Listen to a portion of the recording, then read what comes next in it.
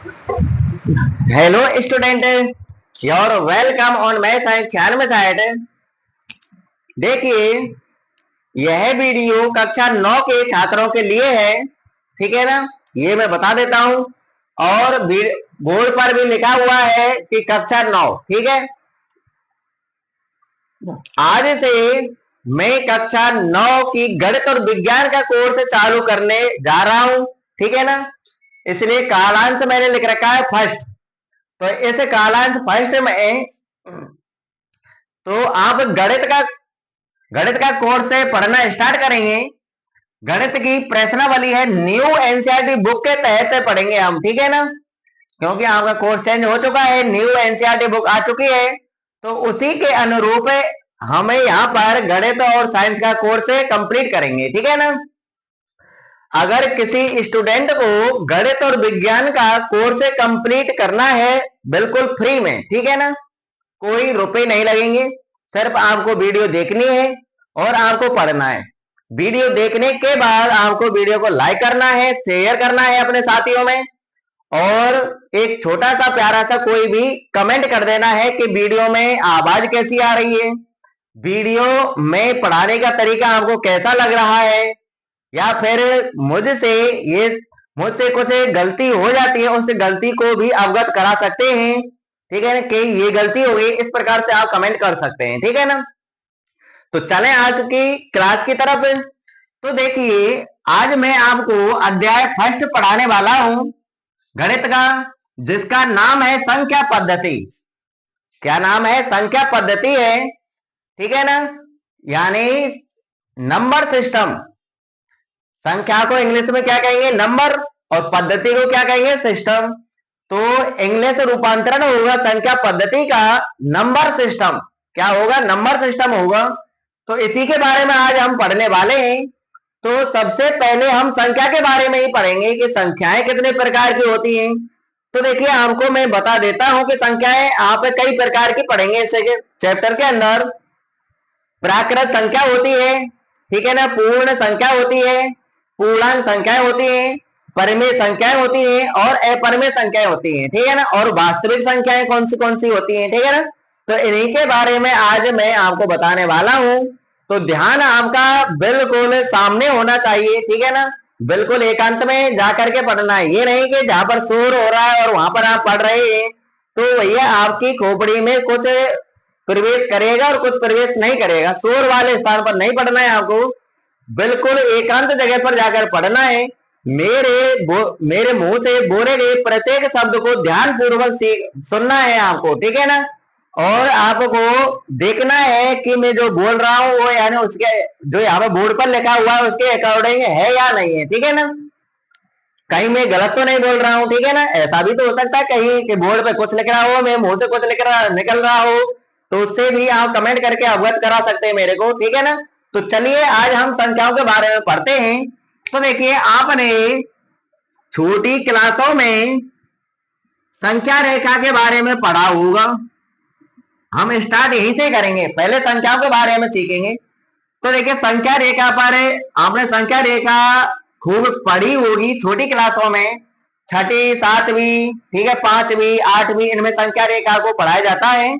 तो देखिए, ये आपकी एक संख्या रेखा है, इस पर मैं संख्या अंकित कर देता हूं। जैसे यहाँ पर 0 लिखा हुआ है, जैसे यहाँ पे लिखा हुआ है 1/4, यहाँ पे लिखा हुआ है 1/2, यहाँ पे लिखा हुआ है 1, इधर लिखा हुआ है 2, इधर 3, इस प्रकार से संख्या लिख रही है अनंत तक, ठीक है। संख्या रेखा पर सभी संख्याएं मौजूद होती हैं।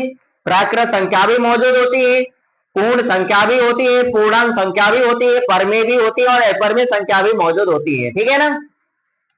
अब ये गिनती लिख रहे हैं आपकी 1 2 3 इस प्रकार कहां तक है? ये अनंत तक। अब इधर आ जाइए माइनस की संख्याओं की तरफ।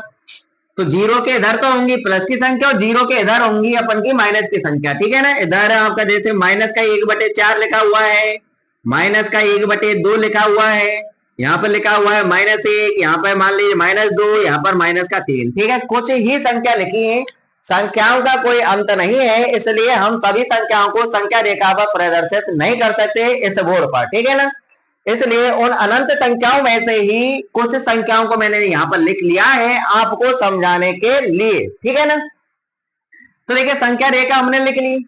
अब देखिए इन संख्या रेखा से, इस संख्या रेखा पर जो संख्या मौजूद है, इन संख्याओं में से हमको संख्या अलग करनी है। कौन कौन सी संख्या अलग करनी है भैया? हमको प्राकृत संख्या अलग करनी है, पूर्ण संख्या अलग करनी है, पूर्णांक संख्या अलग करनी है, परिमेय संख्या अलग करनी है और अपरिमेय संख्या अलग करनी है। ठीक है ना? तो चलिए सबसे पहले आपको प्राकृत संख्या के बारे में पढ़ना है। किसके बारे में पढ़ना है? प्राकृत संख्या के बारे में।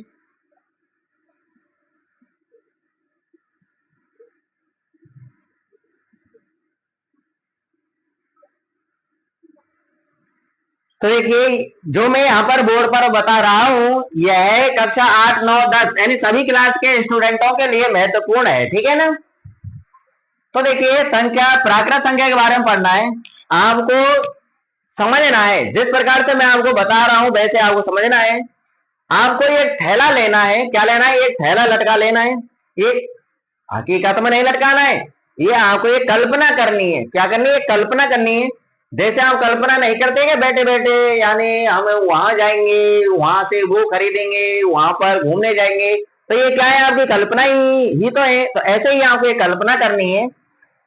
तो देखिए पहले तो ये देखिए, जो प्राकृत संख्या होती है इसको हम इंग्लिश में नेचुरल नंबर बोलते हैं। क्या बोलते हैं? Natural number. इसलिए प्राकृत संख्या को हम कैपिटल एन से प्रदर्शित करते हैं। किससे प्रदर्शित करते हैं? कैपिटल एन से प्रदर्शित करते हैं। ये आपको पता होना चाहिए। ठीक है ना? अब देखिए एक आपके पास एक थैला है और इस संख्या रेखा पर आप खड़े हो। तो इस संख्या रेखा पर से आपको ये संख्या उठानी है जो मैं बोल रहा हूं ना। जैसे एक उठा ली और थैले में डाल ली, दो उठा ली, तीन उठा ली, चार उठा ली, 5, 6, 7, 8, 9, 10, 11, 12, 13, 14, 15, ऐसे कहां तक है? अनंत तक की संख्या हमने उठा ली। ठीक है ना? एक थैले में। तो ये संख्या आपकी प्राकृत संख्याएं हैं। आपने थैले में कौन कौन सी संख्या रखी? एक रखा, दो रखा, तीन रखा, चार रखा, 5 रखा, 6 रखा, 7 रखा, 8 रखा, 9, 10, 11, 12, इस प्रकार से अनंत तक ये संख्या हमने थैले में रख ली। तो थैले में आपकी जो संख्या मौजूद है वो संख्याएं आपकी अब प्राकृत संख्याएं हैं। क्या है? प्राकृत संख्या। आया समझ में? प्राकृत संख्या कहां चालू होती है? प्राकृत संख्या एक से चालू होती है। 1, 2, 3, 4, 5, 6, 7, dot dot dot dot dot dot कहां तक है? अनंत तक। ठीक है ना? तो अब आपको समझ में आ गया होगा कि प्राकृत संख्याएं कौन कौन सी होती हैं। प्राकृत संख्या हमारी एक से चालू होती है और अनंत तक जाती हैं। 1, 2, 3, 4, 5, 6, 7, 8, 9, 10, 11, 12, इस प्रकार कैसे बोल लो, अनंत तक बोल लो। ठीक है ना? ये आपकी प्राकृत संख्या हो गई। ठीक है ना? अब प्राकृत संख्या के बाद आती है आपकी पूर्ण संख्या। क्या आती है भैया? पूर्ण संख्या। पूर्ण संख्या को हम इंग्लिश में होल नंबर बोलते हैं। क्या बोलते हैं? Whole number. इसलिए पूर्ण संख्या को हमें डब्ल्यू, कैपिटल डब्ल्यू से प्रदर्शित करते हैं। किससे प्रदर्शित करते हैं भैया? कैपिटल डब्ल्यू से प्रदर्शित करते हैं। अब देखिए पूर्ण संख्या। अभी अभी आपने थैले में संख्याएं रखी। ठीक है? संख्या रेखा पे से 1, 2, 3, 4, 5, 6, 7, 8, 9, इस प्रकार से अनंत तक की संख्या रख ली। अब आपको वापस आना है। क्या आना है? इस संख्या रेखा पर लौट करके वापस आना है और वापस आकर के आपको जीरो उठा लेना है। क्या उठा लेना है? जीरो रख लिया उस थैले में। अब उस थैले में संख्या कहां से कहां तक की हो गई भैया? जीरो से अनंत तक की हो गई। कौन कौन से हो गए? जीरो से अनंत तक की हो गए। जीरो, 1, 2, 3, 4, 5, 6, 7, 8, 9, 10, 11, 12, 13, 14, 15, 16, ऐसे ही कहां तक है? अनंत तक की संख्या मौजूद हो गई अब थैले में। तो अब थैले में जो संख्याओं का जो एक समूह है, जो संग्रह है, वो आपका कहलाएगा पूर्ण संख्या। क्या कहलाएगा? पूर्ण संख्या कहलाएगा। तो पूर्ण संख्याएं आपकी जीरो से चालू होती है। 0, 1, 2, 3, 4, 5, 6, 7, 8, कहीं तक भी लिख लो। कहां तक है? अनंत तक लिखना है। ठीक है ना? आ गई समझ में? पूर्ण संख्या कहां से चालू होती है? पूर्ण संख्या जीरो से चालू होती है और अनंत तक जाती है। ठीक है ना? 0, 1, 2, 3, 4, 5, 6, 7, 8, 9, 10। ठीक है ना? जीरो आपकी पूर्ण संख्या है, प्राकृत संख्या नहीं है, क्योंकि प्राकृत संख्या में मौजूद नहीं होती है जीरो। ठीक है ना? ये विशेषकर ध्यान रखना है। अब देखिए पूर्ण संख्या के बाद आती है आपकी पूर्णांक संख्या। कौन सी संख्या आती है भैया? पूर्णांक संख्या। तो पूर्णांक जो संख्याएं होती हैं इनको हम जेड से प्रदर्शित करते हैं, कैपिटल जेड से प्रदर्शित करते हैं। किससे प्रदर्शित करते हैं भैया? कैपिटल जेड से करते हैं। अब देखिए जो ये कैपिटल जेड है यानी ये जर्मन शब्द से लिया गया है। जेड का मतलब होता है जेहलिन। क्या होता है? जेहलिन। और जिसका अर्थ होता है गिनना। ठीक है ना? क्या होता है? गिनना। तो ये ध्यान रखना पूर्णांक संख्या को कैपिटल जेड से प्रदर्शित किया जाता है। ठीक है, इतना कंप्लीट। अब देखिए, अब सोचिए आपके थैले में ये संख्या रखी हुई है 0 से अनंत तक की। अब क्या करना है आपको? उस थैले में ही अब और संख्या भी रखनी है। अब 0 से फिर वापस आना है, आपको ये संख्या लिखनी है, रखनी है -1, -2, -3, -4, -5, -6, -7, -8, -9, -10 यानी माइनस अनंत तक। यानी माइनस अनंत से प्लस अनंत तक की संख्याएं रख ली आपने उस थैले में। 0 रख लिया, सभी प्लस की संख्या रख ली 1 2 3 4 5 6 7 8 9 10 अनंत तक की। और सभी माइनस की संख्या रख लिया आपने -1 -2 -3 -4 -5 -6 माइनस माइनस है कि सभी संख्या लिख लिया आपने अनंत तक की। ठीक है ना? तो अब थैले में आपके में जो संख्याएं मौजूद हैं वो संख्याएं आपकी कहलाएंगी पूर्णांक संख्या। क्या कहलाएंगे भैया? पूर्णांक संख्या कहलाएंगी। वैसे पूर्णांक संख्या को हम इंग्लिश में इंटीजर बोलते हैं। क्या बोलते हैं? इंटीजर नंबर कहते हैं। ठीक है ना? इंटीजर नंबर कहते हैं। आई से चालू होता है तो आई से हम प्रदर्शित नहीं करते हैं, हम जेड से प्रदर्शित करते हैं पूर्णांक संख्याओं को। ठीक है ना? तो अब आ गया होगा आपकी समझ में कि पूर्णांक संख्याएं कहां से चालू होती है भैया? माइनस अनंत से प्लस अनंत तक की सभी संख्याएं होती हैं। यानी माइनस अनंत से -3 -2 -1 0 1 2 3 dot dot dot dot plus अनंत तक। ठीक है ना? पूर्णांक संख्या के अंदर 0 भी होता है, सभी प्लस की संख्याएं होती हैं, सभी माइनस की संख्याएं होती हैं। ठीक है ना? तो ये होती हैं आपकी पूर्णांक संख्याएं। कंप्लीट हुआ। अब पूर्णांक संख्या के बाद आती है आपकी परिमेय संख्या। क्या आती है? परिमेय संख्या। परिमेय संख्या को इंग्लिश में रेशनल नंबर कहते हैं। क्या कहते हैं? रेशनल नंबर कहते हैं। ठीक है ना?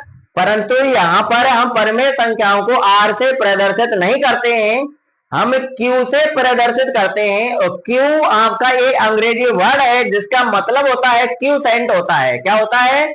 क्यूसेंट होता है। इसलिए हम परिमेय संख्याओं को हमेशा कैपिटल क्यू से ही प्रदर्शित करेंगे। ठीक है ना? अब देखिए परिमेय संख्याओं के बारे में समझ लीजिए। अब आपके थैले में कौन कौन सी संख्या मौजूद है? 0 है, सभी प्लस की हैं, सभी माइनस की हैं।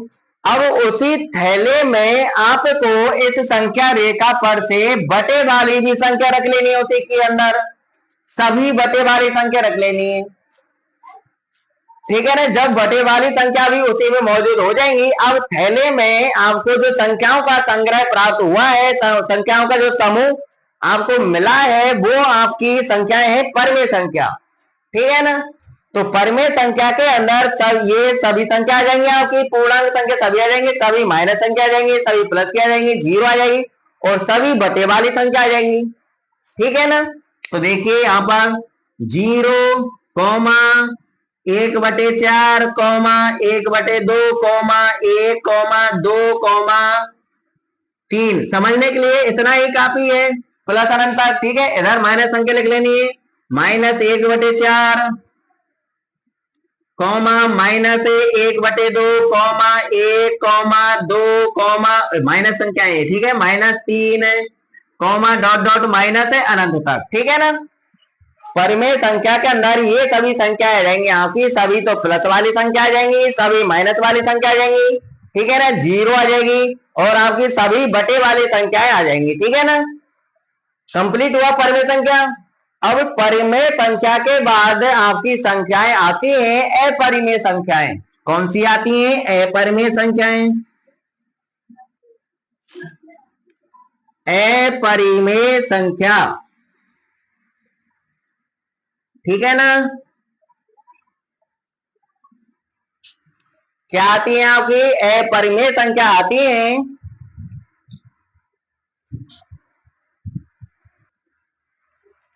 तो देखिए, अब आपने संख्या रेखा पर से सभी संख्या उठा ली, यानी जीरो भी उठा लिया, सभी प्लस की संख्या उठा ली, सभी बटे वाली प्लस की उठा ली, सभी माइनस संख्या उठा ली, सभी माइनस की बटे वाली उठा ली।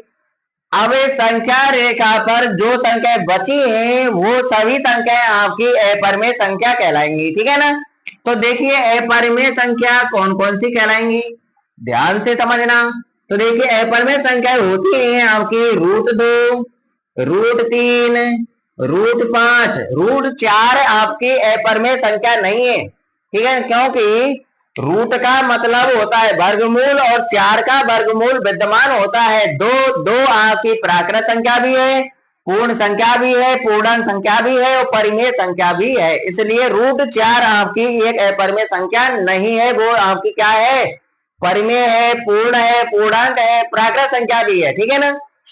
तो देखिए अपरिमेय संख्या आपकी ये कहलाएंगी √2, √3, √5, √6, √7, √8, इसी प्रकार से आप लिख सकते हैं √10, √11, √12, √13, ये सभी संख्या आपकी अपरिमेय कहलाएंगी।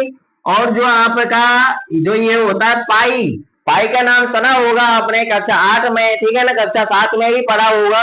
तो जो ये पाई जो होता है ये आपकी संख्या अपरिमेय संख्या होती है। कैसी संख्या होती है? अपरिमेय संख्या होती है, ठीक है ना। इसलिए विशेषकर ध्यान रखना पाई आपकी एक अपरिमेय संख्या है। कंप्लीट होता है इतना, तो सभी संख्याओं के बारे में पढ़ लिया। अब एक संख्या रह गई है आपकी वास्तविक संख्या। कौन सी रह गई है भैया? वास्तविक संख्या। तो देखिए वास्तविक संख्या और देख लीजिए, जो वास्तविक संख्या होती है आपकी, अब वो कौन कौन सी होती है भैया वास्तविक संख्या? तो देखिए वास्तविक संख्या में सभी संख्या आ जाती है। आपका जो दिमाग जिन जिन संख्याओं को सोचेगा वो सभी संख्याएं आपकी वास्तविक संख्या कहलाएंगी, ठीक है ना। तो वास्तविक संख्या के अंदर परिमेय संख्या और अपरिमेय संख्या इन दोनों को मिला दीजिए, परिमेय संख्या और अपरिमेय संख्या दोनों को मिला दीजिए, तो इन दोनों को मिलाने पर एक समूह प्राप्त होगा, आपको एक संग्रह प्राप्त होगा। तो वह समूह या संग्रह आपका वास्तविक संख्या कहलाएगा, ठीक है ना। तो इसके अंदर सभी संख्याएं मौजूद होंगी आपकी, यानी यहां पर मैं ये लिख रहा हूं परिमेय प्लस अपरिमेय संख्या, ठीक है ना। परिमेय संख्या ऊपर से देख लेना और अपरिमेय संख्या नीचे से देख लेना। तो ये सभी संख्याएं को हम आपस में मिला देते हैं तो आपकी वास्तविक संख्याएं मिल जाती हैं, ठीक है ना। तो देखिए परिमेय प्लस अपरिमेय, परिमेय प्लस अपरिमेय संख्या, ठीक है ना। तो परिमेय संख्या और अपरिमेय संख्याओं के कंबाइंड रूप को ही हम क्या कहते हैं? वास्तविक संख्या। आप ये बोले कि √2 वास्तविक संख्या है या नहीं है? वास्तविक संख्या है। -1/2 वास्तविक संख्या है या नहीं है? वास्तविक संख्या है, ठीक है ना। तो परिमेय संख्या हो चाहे अपरिमेय संख्या हो, सभी को हम क्या कहेंगे? वास्तविक संख्या कहेंगे, ठीक है। तो कंप्लीट होता है, फटाफट स्क्रीनशॉट ले लेना और अपनी नोटबुक में टॉप में लिख लेना इनको, ठीक है ना। तो ये आपको सबसे पहले याद होनी चाहिए, इनके बारे में आपको ज्ञान होना चाहिए, तभी आपको आगे बढ़ना है, ठीक है ना। तो फटाफट स्क्रीनशॉट लीजिए।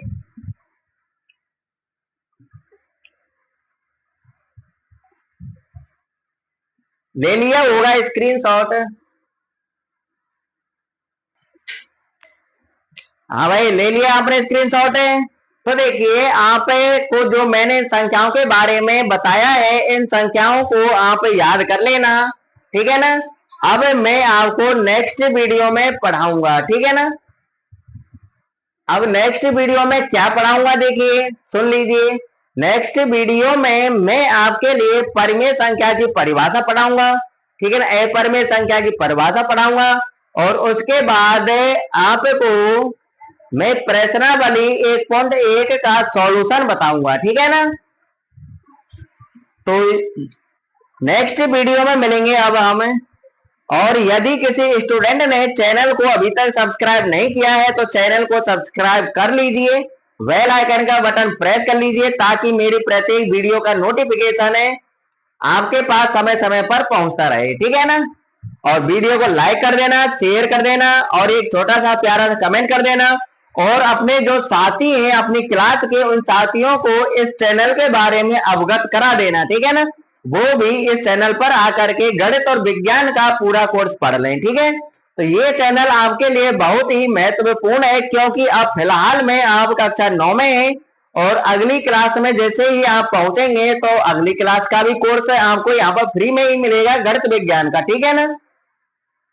तो जब तक के लिए ऑल द बेस्ट, मिलते हैं नेक्स्ट वीडियो में।